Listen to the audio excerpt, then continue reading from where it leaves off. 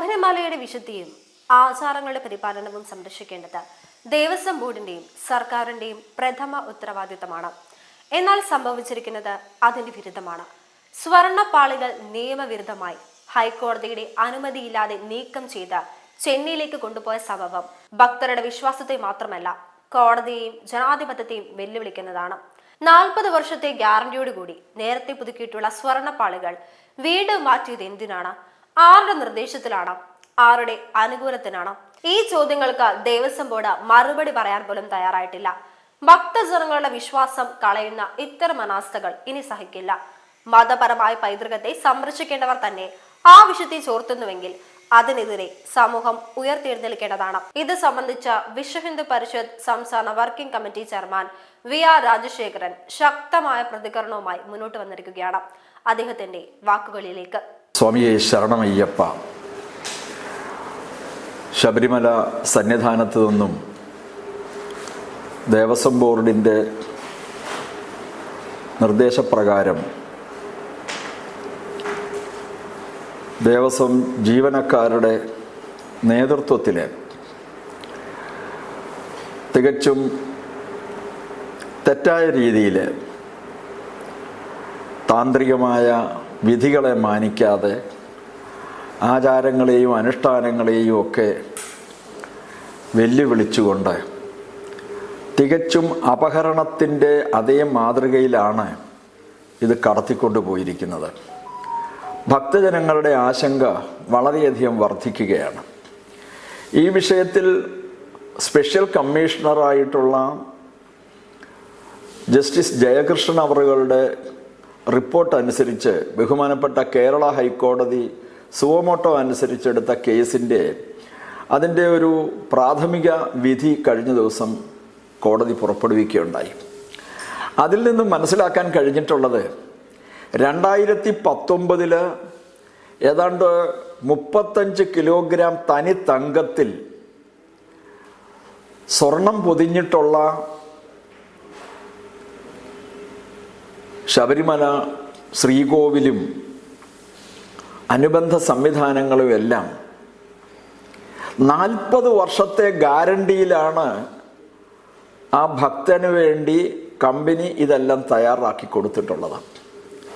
40 വർഷത്തെ വാറണ്ടിയുള്ള ഈ വസ്തുവിന് 2023 ആയപ്പോൾ കൃത്യം 4 വർഷം കഴിയുമ്പോൾ ഭഗവാന്റെ മുദ്രമാല, ജപമാല, യോഗദണ്ഡ് ഇതെല്ലാം തന്നെ അവിടെ നിന്ന് ഇതേ മാതൃകയിൽ തന്നെ സ്പെഷ്യൽ കമ്മീഷണറുടെ നിർദ്ദേശമില്ല, അല്ലെ അദ്ദേഹത്തിൻ്റെ അനുമതി കൂടാതെ, അല്ലെ അദ്ദേഹത്തെ അറിയിക്കാതെ യാതൊരു വിധമായ നടപടിക്രമങ്ങളും പൂർത്തിയാക്കാതെ കടത്തിക്കൊണ്ടു പോവുകയും കേടുപാടുകൾ മാറ്റി അല്ലെങ്കിൽ അറ്റകുറ്റപ്പണികൾ ചെയ്തു എന്നൊക്കെയാണ് ദേവസ്വം ബോർഡിൻ്റെ വിശദീകരണം. അത് ഇന്നലെ കോടതി കൃത്യമായിട്ട് പറഞ്ഞിട്ടുണ്ട്.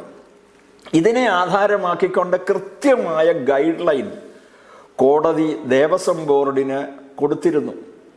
ഇനി ഒരു കാരണവശാലും ഒരു സംവിധാനങ്ങളും ഒരു കാര്യങ്ങളും ഇത്തരത്തിലുള്ളവ ബഹുമാനപ്പെട്ട ഹൈക്കോടതിയുടെ നിരീക്ഷകനായിട്ടുള്ള സ്പെഷ്യൽ കമ്മീഷണറുടെ അറിവോടും സമ്മതത്തോടെയും അദ്ദേഹത്തിൻ്റെ റിപ്പോർട്ടിൻ്റെ അടിസ്ഥാനത്തിൽ കോടതിയുടെ ഉത്തരവിൻ്റെയും അടിസ്ഥാനത്തിൽ മാത്രമേ ഇക്കാര്യങ്ങൾ ചെയ്യാവൂ എന്ന് കർശനമായ നിബന്ധന നിലനിൽക്കവെയാണ് ഈ കഴിഞ്ഞ 2025 സെപ്റ്റംബർ മാസം 7-ാം തീയതി രാത്രിയിൽ അവിടുത്തെ ഗ്രില്ല് ലോക്ക് ചെയ്തു ഉദ്യോഗസ്ഥരെ കൊണ്ട്. ആരാണ് ചെയ്യിച്ചത്?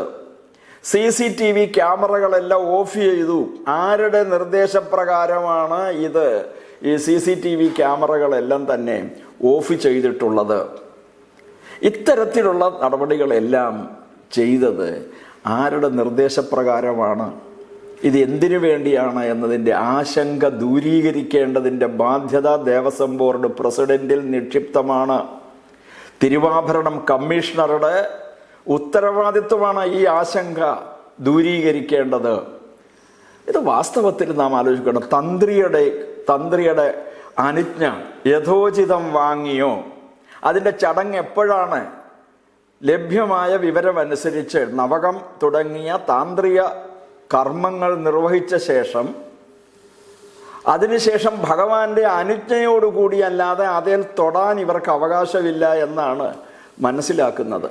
ആ ഒരു സാഹചര്യത്തിൽ ഇതിനെയൊക്കെ ഇത്ര നിസാരവൽക്കരിച്ചുകൊണ്ട് ഇത് കൊണ്ടുപോയി. ദേവസ്വം ബോർഡ് പ്രസിഡന്റിന്റെ പത്രക്കുറിപ്പിൽ അദ്ദേഹം പറയുന്നുണ്ട്, ഇത് 2023 ഞങ്ങൾ ആരംഭിച്ച ഒരു പ്രക്രിയയാണ് എന്ന് പറയുന്നു. ഇതേപോലെ തന്നെ വാതിലുകൾ കൊണ്ടുപോയി എന്ന അയ്യപ്പൻ തന്നെ, കലിയുഗവരതനായ ഭഗവാൻ പൊന്നയ്യപ്പൻ തന്നെ ഇവരെ കൊണ്ട് രേഖാമൂലം പൊതുസമൂഹത്തിന്റെ മുമ്പിൽ പറഞ്ഞിട്ടുണ്ട്, ഞങ്ങൾ ക്ഷേത്രത്തിന്റെ ശ്രീകോവിലിന്റെ വാതിലുകൾ ഇളക്കിക്കൊണ്ട് ഇപ്രകാരത്തിൽ കൊണ്ടുപോയി. അതിന് കോടതിയുടെ അനുമതി വാങ്ങിയിരുന്നുവോ? കോടതി അറിഞ്ഞിരുന്നുവോ?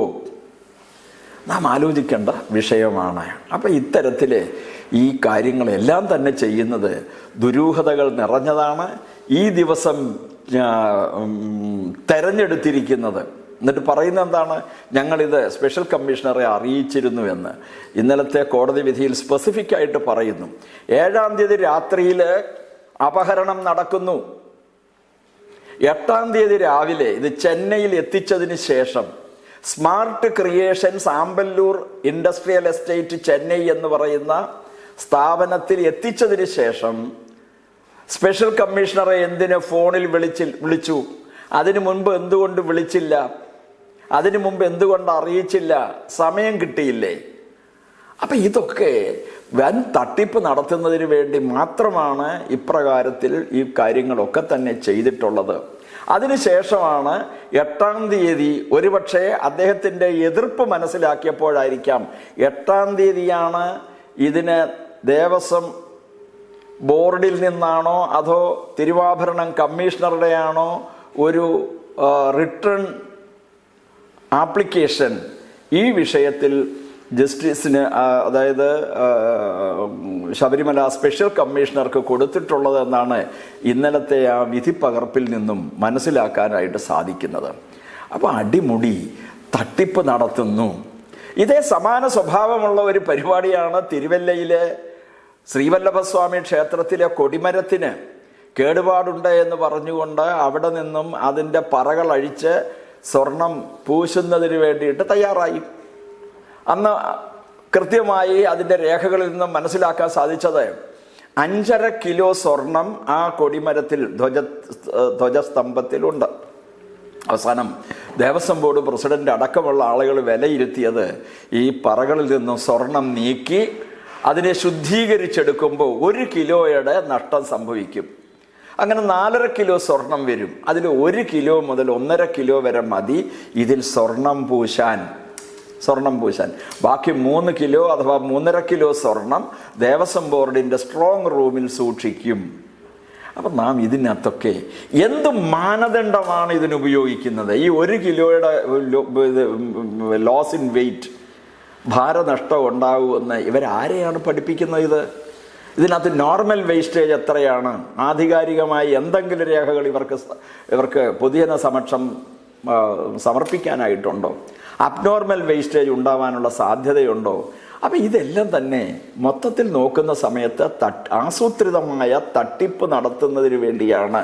അവിടെ ഭക്തജനങ്ങൾ ഇതിനെതിരെ പരാതിയുമായിട്ട് ബഹുമാനപ്പെട്ട ദേവസ്വം ബോർഡ്, ദേവസ്വം മന്ത്രിക്കും മുഖ്യമന്ത്രിക്കും കോടതിയെയും സമീപിച്ചതിൻ്റെ അടിസ്ഥാനത്തിൽ മാത്രമാണ് ആ സ്വർണ്ണ തട്ടിപ്പ് തിരുവല്ല മഹാദേവർ ക്ഷേത്രം കേന്ദ്രീകരിച്ച് നടക്കാതിരുന്നത്. അതിനുശേഷമാണെന്ന് തോന്നുന്നു, അതായത് നമ്മുടെ ഹരിപ്പാട് ക്ഷേത്രത്തിൽ, അതേപോലെ മറ്റു പല ക്ഷേത്രങ്ങളിലും ഇതേമാതിരിയുള്ള തന്ത്രപരമായ നീക്കങ്ങളിലൂടെ തട്ടിപ്പ് നടത്തുന്നതിനുള്ള ശ്രമങ്ങൾ വളരെ വളരെ ഗൗരവതരമായി നടത്തിക്കൊണ്ടുവരുന്നു. ഇതിനെതിരെ ഭക്തജനങ്ങളെ നിസ്സാരവൽക്കരിക്കുന്നതായ ഒരു ഭക്തൻ ഇതൊന്നും ചോദ്യം ചെയ്യാൻ സാധ്യതയില്ലെന്നോ ഭക്തനെ ഞങ്ങൾക്ക് എങ്ങനെയും അവഗണിക്കാൻ കഴിയുമെന്നുള്ള ആത്മവിശ്വാസമോ എന്താണ് ഇവരെ വേട്ടയാടുന്നത് എന്ന് മനസ്സിലാക്കാൻ സാധിക്കുന്നില്ല. ഇന്ന് കോടതിയെപ്പോലും വെല്ലുവിളിച്ചുകൊണ്ട് കോടതി ഉത്തരവുകളെ കാറ്റിൽ പറത്തിക്കൊണ്ടാണ് ഇന്ന് ഈ കാര്യങ്ങളെല്ലാം തന്നെ ഇക്കൂട്ടർ ചെയ്തു വയ്ക്കുന്നത് എന്നും എല്ലാം ധാരാളം ആശങ്കകൾ ഇക്കാര്യത്തിൽ നിലനിൽക്കുന്നുണ്ട്. ഈ ആശങ്കകൾ മാറ്റേണ്ടത് ബഹുമാനപ്പെട്ട കേരള ഹൈക്കോടതിയാണ്. കർക്കശമായ ഇത്രയും കാലം ഇങ്ങനെയുള്ള നടപടികളിലൊക്കെ തന്നെ ഈ ദേവസ്വം ബെഞ്ച് കൃത്യമായ ഇടപെടലുകൾ ഉണ്ടായിട്ടുണ്ടോ? ആ കൃത്യമായ ഇടപെടലുകൾ നേരത്തെ തന്നെ ഉണ്ടായിരുന്നു എങ്കിൽ ഇത്തരത്തിലുള്ള ഈ കാര്യങ്ങൾ ആവർത്തിക്കപ്പെടുമായിരുന്നില്ല. എന്തുകൊണ്ട് ആവർത്തിക്കപ്പെടുന്നു? ആ 2023 തന്നെ കൃത്യമായ നടപടി സ്വീകരിച്ചിരുന്നുവെങ്കിൽ 40 വർഷത്തെ വാറണ്ടിയുള്ള സാധന സാമഗ്രികൾക്ക് എന്തിന് ദേവസ്വം ബോർഡ് വേവലാതിപ്പെടുന്നു? അത് ആരാണോ സപ്ലൈ ചെയ്തിരിക്കുന്നത് അവരെ ഇത് ബോധ്യപ്പെടുത്തി കഴിഞ്ഞാൽ സന്നിധാനത്ത് വെച്ച് തന്നെ കൃത്യമായ കോടതി നിരീക്ഷണവും നിർദ്ദേശവുമുണ്ട്. ഇത്തരം കാര്യങ്ങൾ ക്ഷേത്രത്തിന്റെ പരിസരത്തിന് പുറത്തേക്ക് കൊണ്ടുപോകാൻ പാടില്ല. അപ്പൊ തട്ടിപ്പ് നടത്താനല്ലേ ഇത്